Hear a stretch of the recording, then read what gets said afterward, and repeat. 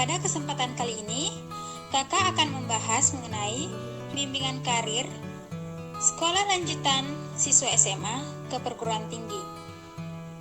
Nah, sebelum pembahasan, Kakak ingin bertanya kepada adik-adik sekalian, apakah adik-adik telah menentukan perguruan tinggi mana yang akan adik-adik tempuh setelah lulus SMA?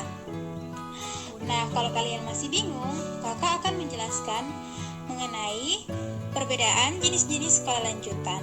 Jadi, setelah pembahasan, adik-adik sekalian dapat mengetahui jenis-jenis dari sekolah lanjutan dan adik-adik dapat menentukan sekolah lanjutan apa yang adik inginkan sesuai dengan minat adik-adik setelah lulus SMA. Baiklah, sekarang kita akan membahas mengenai perbedaan universitas, institut, sekolah tinggi, politeknik, dan akademik. Loh, Kak, memangnya perbedaan universitas, institut, sekolah tinggi, politeknik, dan akademi itu apa, Kak? Jadi, kalau ada yang masih bertanya tentang hal ini, kita akan membahasnya di sini.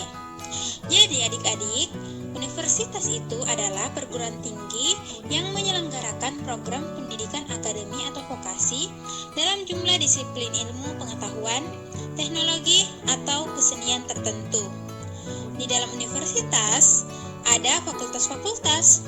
Nah, fakultas itu adalah bagian dari universitas yang mendidik mahasiswa dalam suatu bidang tertentu. Misalnya, Fakultas Ilmu Pendidikan, Fakultas Ilmu Sosial, dan Fakultas Teknik. Dan di setiap fakultas ada berbagai program studi yang dibagi berdasarkan rumpunnya. Nah, contohnya yaitu Universitas Negeri Makassar, Universitas Hasanuddin, dan Universitas Indonesia.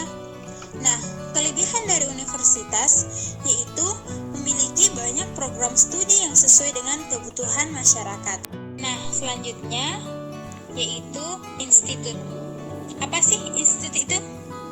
Nah, jika ada yang bertanya-tanya, jadi institut adalah perguruan tinggi yang menyelenggarakan program pendidikan akademik atau vokasi dalam sekelompok disiplin ilmu pengetahuan, teknologi, atau kesenian yang sejenis.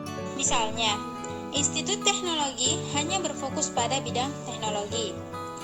Institut Kesenian juga hanya berfokus pada bidang kesenian, dan Institut Pemerintahan hanya berfokus pada bidang pemerintahan. Nah, di dalam institut ada beberapa fakultas, yang dimana setiap fakultas terbagi lagi menjadi beberapa program studi. Contoh dari institut yaitu Institut Teknologi Bandung, Institut Pertanian Bogor, dan Institut Seni Indonesia Yogyakarta. Nah, kelebihan dari institut yaitu sebagian institut telah bekerja sama dengan ikatan dinas seperti Institut Pemerintahan Dalam Negeri. Jadi, setelah adik-adik lulus, adik-adik dapat langsung bekerja. Selanjutnya, yang ketiga kita akan membahas yaitu sekolah tinggi. Jadi, adik-adik, sekolah tinggi adalah perguruan tinggi yang menyelenggarakan program pendidikan akademik atau vokasi dalam lingkup satu disiplin ilmu tertentu. Misalnya, Sekolah Tinggi Agama Islam, Sekolah Tinggi Ilmu Ekonomi, dan Sekolah Tinggi Ilmu Kesehatan. Nah, pada sekolah tinggi tidak ada istilah fakultas seperti pada universitas. Yang ada hanyalah istilah dari program studi. Adik-adik dapat melihat contoh dari sekolah tinggi yaitu Sekolah Tinggi Intelijen Negara, Sekolah Tinggi Ilmu Statistika, dan Sekolah Tinggi Penerbangan Indonesia.